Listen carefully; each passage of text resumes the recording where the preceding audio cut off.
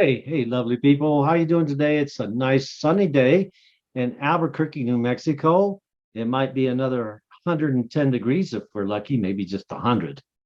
And this is Bible Archaeology from the ground down, sponsored by Bible Interact. I was going through some of my apparel and cleaning up my shelves, and I came across some items that brought back some old memories. I'd like to share these memories with you. First of all, years ago, I participated in a Bar Mitzvah. And in this participation, everybody that was there was given, that was male, of course, was given this little yarmulke that looks like a baseball. So this is my yarmulke cap that I got years ago in Nyack, New York, from a friend of mine during his son's bar mitzvah. And there's another couple that came from Boston, Massachusetts, and their names were Herb and Audrey Stearns. And they were the first couple that really introduced me to archaeology. They had, at that time, what I thought was just a fantastic collection. And of course, it was for a residential collection. And as he showed me his artifacts when I visited their house, I became overwhelmed and infatuated. And as you can see, it led into quite the pandemic in my own life. But while I was there, they gave me this prayer shawl. So I wanted to talk about this prayer shawl for a little bit. As you can see on the hem of the prayer shawl, we have all these little tallits because we just don't call it a prayer shawl. It's also could be called the tallit.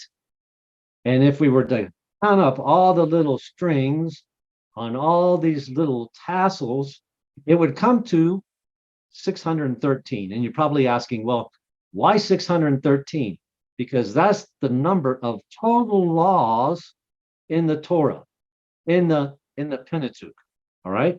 Now we come to the longest of all the tassels, and you can see that there's 5 knots. 1, 2, 3, 4, 5, representing once again the 5 books making up the Torah, or we could say the book of Moses, if you will.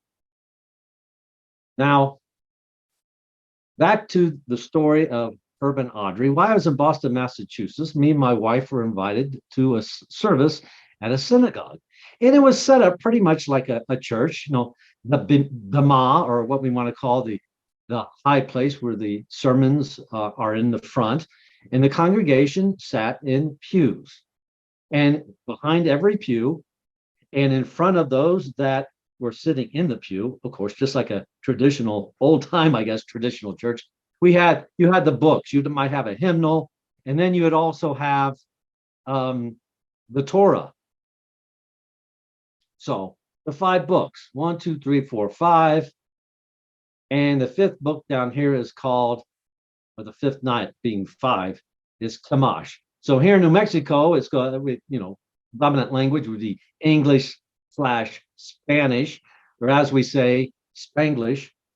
We have uno, dos, tres, cuatro, and then Kamash, meaning 5, or some say Kamesha, Kamash, 5 in the Hebrew. All right.